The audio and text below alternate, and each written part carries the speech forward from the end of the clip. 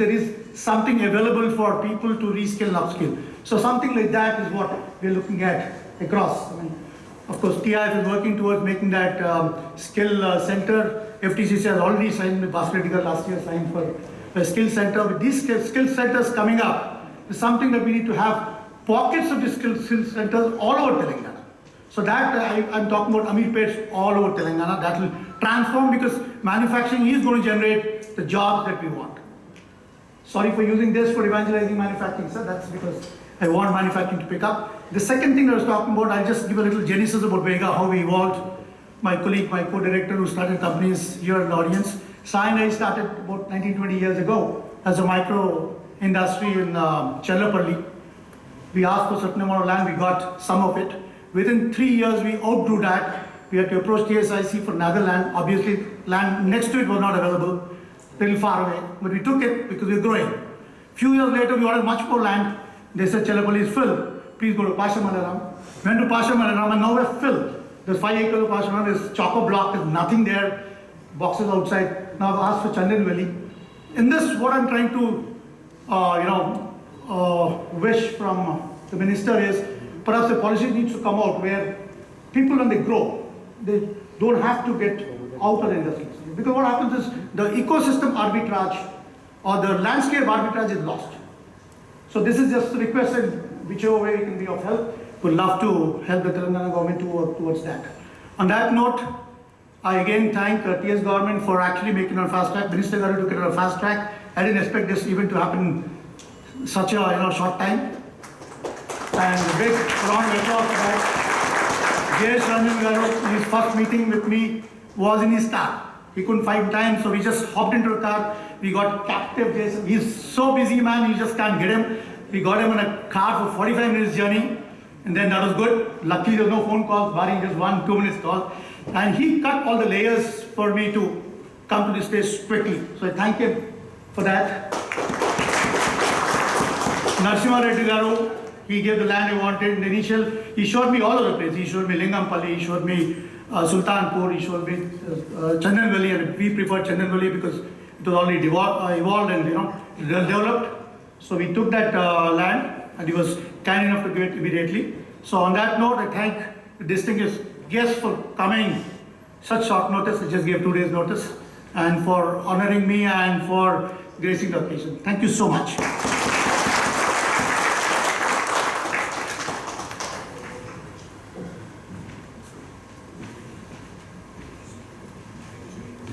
Thank you, sir, for highlighting the roadmap of Daifuku's future in India. I kindly request K.T. Ramarao Garu to say a few words. Thank you, sir. Thank you, Aditya. Thank you, Srinivas Garu, for inviting us. Thank you, Ando-san, for joining us.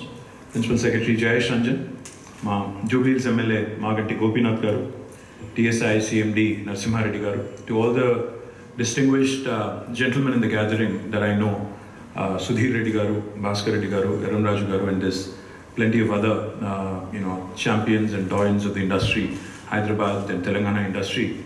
My compliments to all of you and also to my friends from the media. This is indeed an excellent occasion to celebrate, and that's the reason why we wanted to make it happen sooner, Srinivas Garu, because the world at large and especially post-pandemic, all of us need more and more infusion of positive news and good news. So Daifuku coming to Telangana and setting up a brand new factory with 450 crores of investment, providing employment to 800 people, 800 plus people, was indeed something that we wanted to celebrate. So my compliments to you, the entire team of Daifuku, on choosing. You made the right choice, I can tell you. You've chosen Telangana and Hyderabad, you've made the right choice. But just a couple of things, Srinivas Garu seems to be a huge champion of the manufacturing piece, manufacturing ecosystem. I think there's plenty of industrialists in the audience who also are champions of manufacturing ecosystem. Before I came here, I had a meeting with the new US Consul General who's come to Hyderabad, Jennifer Larson. So she asked me a very interesting question. She said, what do you think about manufacturing? What do you think about services? What do you think about the primary sector? And as an industries minister, you need to obviously give me your perspective, your state's perspective, and how do you see this landscape changing over the next few years, next few decades? So one of the things I told her, whoever I meet, wherever I meet, whichever industrialist, whichever potential investor that I meet, they have a renewed enthusiasm towards setting up a manufacturing base in India. Especially post the pandemic, post COVID, where the world has realized that there is too much dependence on China for everything, for bulk drugs, for medical supplies, for everything literally. And when the supply chain was disrupted, I think every single industrialist, be it small, micro, medium or large, was affected in one way or another. So the world has started really thinking about this excessive reliance and excessive dependence on China. You talk to the biggest of the biggest players, the Fortune 500 companies, or even the smallest of players, they all tell me the same thing. They all tell you that there has to be a China plus one strategy. You can manufacture in China for China, but for the rest of the world needs, we need to start looking at other bases. Now, because we are similar in terms of our sizes, China and India, 1.4 billion people, 1.4 billion people. So in terms of the workforce, in terms of think force, people will draw the oversimplified comparison and say, if we are moving away from China, a logical thing to go to, logical place to go to would be India. But when a lot of overseas investors, be it Japanese or Americans or Europeans, they ask me, if China is able to do a few things in a certain way, why can't India do it? I only tell them one thing. China is a country which is very homogeneous, which is very unique in terms of how it is structured, in terms of how it is controlled, in terms of how it is administered. But India is very different. India is a democracy to begin with. India is not one, but there are 28 different Indias, if you ask me, because of the federal structure we have. Each state is so uniquely empowered.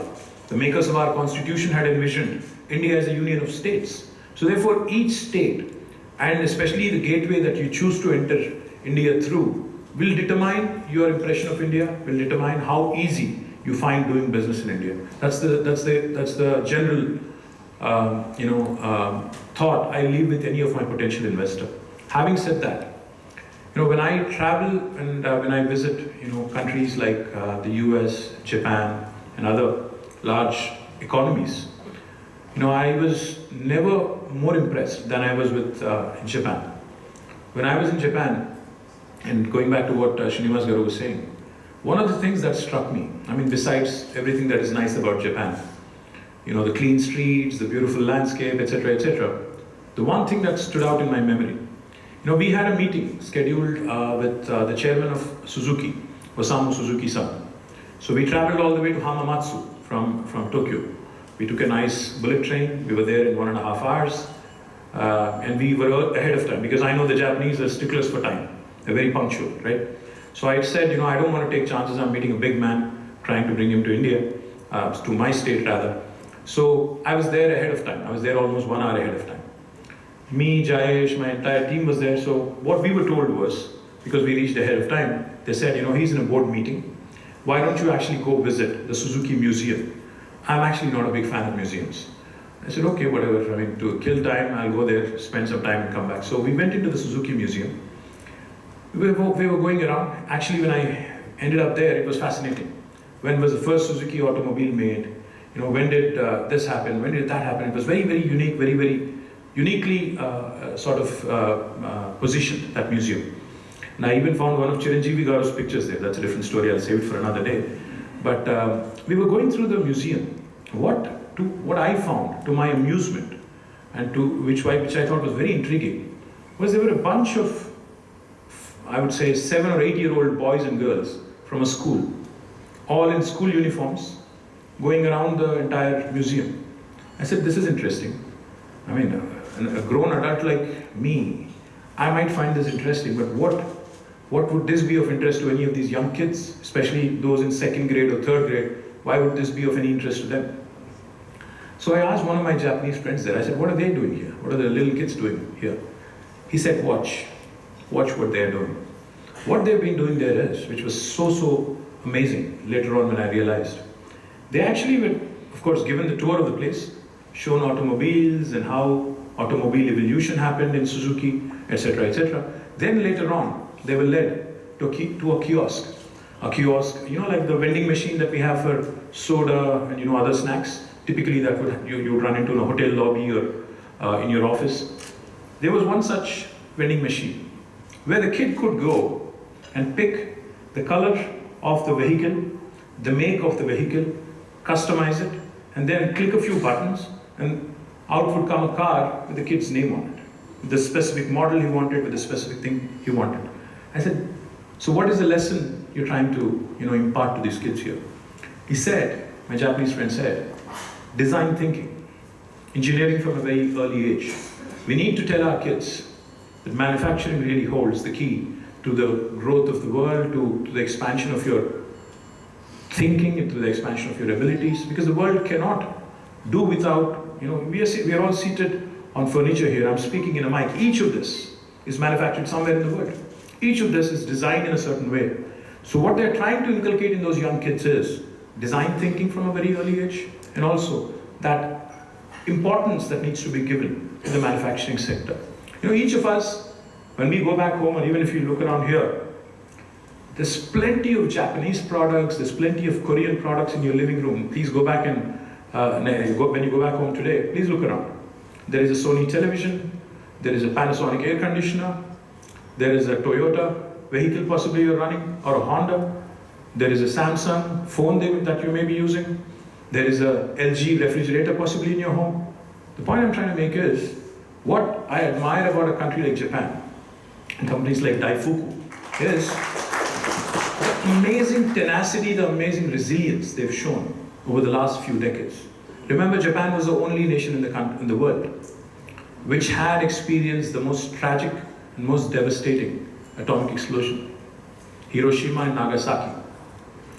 In spite of that, despite earthquakes, despite tsunamis, despite natural contours which are against, all the forces of nature are stacked up against them. But it's the human intellect, it's the brain that the Japanese have invested in. It's the humans that the Japanese have invested in that have really propelled them to be one of the largest economies in the world. In spite of having a very small population, with all the forces of nature stacked up against them, with even incidents like the Hiroshima, Nagasaki explosion, yet the Japanese today continue to rule the roost, continue to be a dominant force economically compared to the West and compared to Asia as well. Same applies to Korea. So the one thought when Srinivas Garu says, we need to focus on manufacturing. Yes, we need to focus on manufacturing, but what I told the US Consul General is, we need to pick up the best elements from different parts of the world. India cannot, and India does not have the latitude. India does not have the luxury to grow at its own pace. You cannot miss this opportunity. You have to seize this opportunity. We are uniquely positioned now where the world is looking at different manufacturing, the world is looking at alternate manufacturing locations outside of China. If India has to latch onto this, we have to do what the US has done in the last 30 years in a span of next 10 years. We have to do what China has done in the last 25 years in the span of next 10 years. So we don't have the opportunity, or we don't really have the luxury of leapfrogging. We have to pole vault. We have to jump a few hoops. We have to cover a few bases, and we have to focus on not just high-tech manufacturing or advanced manufacturing or smart manufacturing. We have to focus on basic manufacturing. We have to ensure we also get the efficient smart manufacturing which is coming out as part of Industry 4.0, Industrial Revolution 4.0. And we also have to ensure that we instill and inculcate design thinking at the school curriculum level, at a very young age, at the school curriculum level, at basic education level, and most importantly, even in the vocational training institutes that we have, the polytechniques, the ITIs, etc., etc. We also need to ensure, in fact, I was talking to Procter & Gamble yesterday, myself, Jayesh, we had a meeting with them. Right after the meeting, when I told them that I want you to enter, and I want you to enter, they have a huge manufacturing facility here where they produce liquid detergent and a bunch of other things from Telangana. So I told them, I want you to actually tag along one of my institutes, in fact, the IIIT in Basra, where we have some brilliant, brilliant youngsters. I told them, please tie up with them and please create an apprenticeship model where the kid who's studying there in engineering or +2 can actually come over, spend 6 months in your, or as an intern or apprentice in your facility, in your manufacturing facility, and it's a win-win proposition for you and them.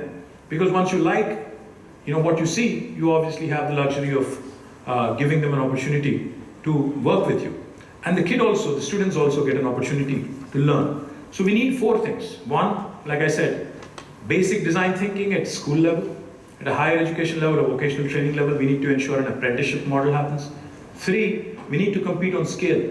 If you want to compete with large manufacturing countries like China, we of course need to do, we of course need to create the world's largest pharma parks, world's largest industrial parks, and through which economies of scale are bound to come.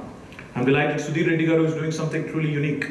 With TIF and TSIIC, we are building up one of Telangana's largest industrial parks in Daifuku. I'm delighted it's shaping up really well, Sudhir Anna. Thank you very much. I would wish FTCCI, I would wish CII, I would wish FICI, I would wish the Japanese also come together and create such large parks. And going back to your point, Srinivas Garu, about how you ran out of space in Cherlapalli and Pashamailara, we need to learn from the Japanese there as well. They have done some very, very smart things. Either they have gone underground in some cases or they've even gone up vertically. So we need to also do a few of those disruptions and innovations, because land is a very luxurious commodity and it's in limited supply, unfortunately. And it's getting more and more expensive because it's a demand-supply gap, isn't it? I mean, the more the demand is, the more difficult it is going to get for a government to procure land, for you to also be able to get a piece of land at a reasonable price so that, your bottom line is not affected. So my request to all the industrialists in this room here, and this might sound bad coming from the Industry Minister of Telangana, but I'll say it anyway.